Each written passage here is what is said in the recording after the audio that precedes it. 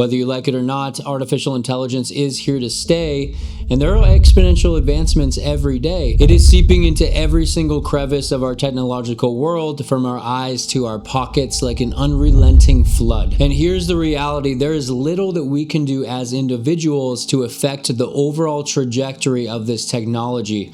All we can do is change how we interact with it on a personal level. Today, I'm sharing how I've learned how to use AI as a tool to enhance my creativity rather than replace it, and how you can too. But first, I'd like to talk about the 3 pathways of how we can interact with AI. Now, the first one is to unplug entirely. At first glance, it may seem as simple as just throwing away your phone and disregarding all technology, but let's get real. This is just a fantasy and a form of self-delusion. AI has already been integrated into many different services, and the reality is that any business who is not integrating AI into their product or service is going to be at a staggering disadvantage in every step along the way compared to their competitors. And this is going to be trickling down to jobs. And therefore, I think that if you completely disregard AI entirely, then you are going to be at a huge disadvantage, and you're going to be missing out on many valuable opportunities in your future. The second path is opposite of completely disregarding AI. It's completely becoming immersed in it, almost to the point where AI is thinking for you, lulling you into a sort of passive state. If the trajectory were to continue, then the only sort of thought that you will be expressing is that of a half-baked prompt. And honestly, I've walked pretty deep into this rabbit hole myself, using AI to even generate whole entire YouTube scripts for me. But at that point, it's completely removing me from the equation and what makes me unique, which is essentially just removing me entirely. And if everybody were to do this, the whole world would just be kind of an AI template without any uniqueness or personality. And of course, I'm just referring to the here and now. I'm sure that 10 years down the line, it's going to be a completely different story, one where we can't actually tell the difference between a human creation with AI integration and just an AI behind the scenes. But honestly, we can't address what we don't know for certain, so let's just focus on the here and now. Path 3 is what I alluded to earlier, which is just using AI for what it is, a tool. Instead of avoiding AI entirely or becoming completely dependent on it, we should be using this technology like a blacksmith uses a hammer and a forge to mold iron into something valuable and robust, something that the blacksmith couldn't have created with his bare hands alone. I believe that we should be developing our own unique ideas and creativity from our own essence instead of using AI to do that for us, because that's just going down that second path of becoming fully immersed in AI. But how do we foster our own creativity? Well, I have a couple of strategies. Creativity is born in the presence of art and information and blossoms within the confines of constraints. Therefore, I ensured that I had long periods each day where I'd be in a state of constant learning, primarily in the form of long-form content, specifically reading physical books and consuming podcasts. And before you add short-form content, while it's very entertaining, it's not going to provide enough nuance and value for you to actually be learning thoroughly from. Of course, you can gain like some bite-sized knowledge from short-form content, but it's not going to do much for your ideas and your creativity. I also made sure that I was going long periods without my phone. And for me, it was about 2 to 4 hours first thing in the morning to make sure that I could think without distractions. Without distractions, you're never going to be able to fully digest the learning that you have been doing each and every day. You're just going to be in this perpetual state of learning and consuming, and then you'll never have that reflection to actually come up with your own ideas. So I thoroughly recommend take an hour, take 2 hours, take as much time as you possibly can each and every day without distractions. I really recommend going on a walk or going to the gym without your phone, where you can kind of be moving your body while also stimulating your mind. The problem with ideas, however, is that they're kind of an abstraction. As soon as they enter your mind, they're easily forgotten, and therefore I really recommend writing them down or telling them to somebody or doing something with them. And it's kind of an interesting concept to think about all the revolutionizing ideas that you may or may not have had throughout your life that just sprang into your mind and then dissipated because you never wrote them down. Personally, I prefer to handwrite my notes because this does increase memory retention, but by all means, do whatever you have to do in order to put them somewhere. I keep a pocket-sized journal with me at all times, whether I'm at work, at home, at the gym, at the grocery store, wherever it may be. I always have it just so that when I get an idea, I can write it down really quickly. And what's crazy is that before this process, I didn't really think that I would have that many creative ideas, but I find them floating into my mind all the time. But the best part of this is that this removes the temptation of using AI to think for you, and instead gives you confidence in your own ability to generate unique and creative ideas. Now, I don't use this exact workflow every single time, but it is one that I rely on quite a bit, and it goes as follows.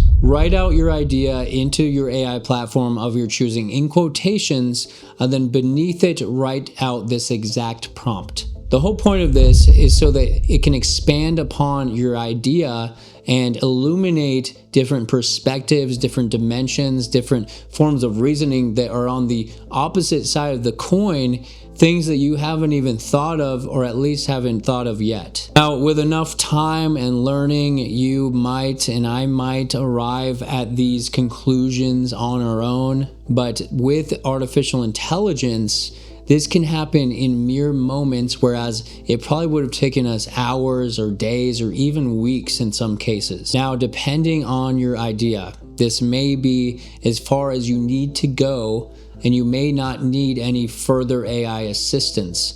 But for larger projects, such for me, it would be like a YouTube video outline or a script or some research that I'm conducting for a YouTube video, or it may be a large business endeavor that I'm embarking on, something like that, then I will require much further assistance. So let's get into that. As I alluded to earlier, I am a big fan of using your own creativity and your own uniqueness wherever possible. So for the actual writing, I prefer to do it all myself.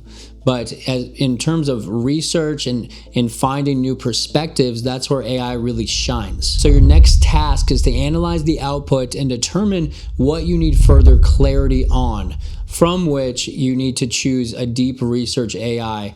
As of today's date, ChatGPT does have a deep research functionality, but before that, I was using things like Google Gemini as well as DeepSeek AI because that is free and it has great deep research functionality as well. Now, the goal here is to find credible sources that we can learn from instead of just finding some random shortcut. What do I mean by a shortcut though? Well, that's basically having the AI find all of the necessary data for you and then just copying and pasting it. I don't think that that's the right way to go. I think that learning the information that it finds is going to provide much more value. And if you're not learning, then you're easily going to be getting to that realm of imposter syndrome, inadequacy, and the feeling that you are only as great as the top 3 AI models that you have access to. And that's not a good feeling. And I know that taking the shortcut like this is really, really a seductive thing because it is so very convenient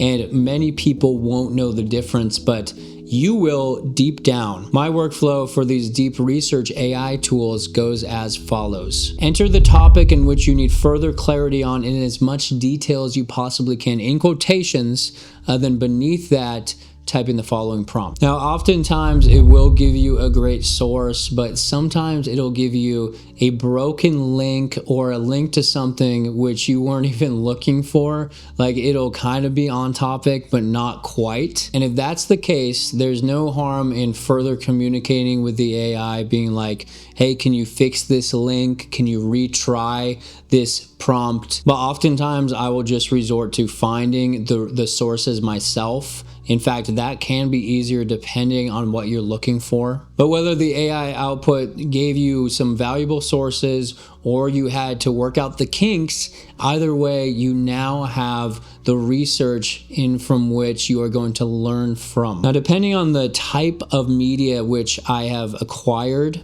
If it's something like a video or a podcast or like a shorter or less dense article, then I will just consume it the old-fashioned way through reading, listening, or watching. But if it's something like a peer-reviewed research study that's like thousands of words and really dry, then I will use further AI tools in order to help me digest this new information. And this is where Google's free tool Notebook LM comes in handy. All you have to do is copy the link of your source and paste it into this AI tool. And luckily with this AI tool, the links are pretty much never broken. Now I'll give you 4 options. You'll either be able to create a briefing doc, an audio overview, an FAQ, or a timeline. Now personally, I always start with the briefing doc because this is going to give you bite-sized information from which you can kind of extract and then type into the chat box questions if they may arise, so you can actually go deeper and really get into the nitty-gritty and the nuance. But if you prefer to kind of listen, and especially listen on the go, then you can actually go to the audio overview section and then create an entire AI podcast from that research study, so then you can play it, you know, while you're on some walks, while you're at the gym, at the grocery store, whatever you may be doing. And then you can actually have your notebook on you too, so you can take notes and generate more ideas from this source. But either way, whichever way that you choose to learn or go about this, the end product is going to be the same. But with these AI tools, which I have mentioned my workflow for, it is going to speed up your process of learning, creating, and idea generation drastically. Now at this stage, let's bring it back to the earlier analogy. You have now become the blacksmith and you have molded your idea into something greater. But honestly, the final assembly has to be with your bare hands. You have to do it by yourself. I find that no matter what, even if I have all these different strings of ideas and I've done all this research and written out all of these things, if I just plug it into ChatGPT or any other source like Claude, whatever it may be, it always kind of tampers with it more than I would like, and I never quite get the final output that I want. And this is kind of a key takeaway. In the very beginning, you really want the unique idea to come from you, come from your personality and your essence. And then at the very end of your workflow, do that again. Channel your essence back into it and make sure that it is still uniquely and creatively you. The only caveat here is that when I am writing something out, like my newsletter, for example, when I am writing that out, I will copy and paste the entire text and simply only have the AI tool fix my grammar and my spelling. It's kind of like an editor in that regard. But the beautiful thing about all of this is that no matter what your workflow is, as long as it is a workflow that is unique to you and does not strip you away from your project and replace it with just AI, then you can propel yourself further than anybody in the history of humanity has ever done in not very long at all, because of how powerful these tools are. Anyways, I hope you enjoyed this one. Have a fantastic day. See ya.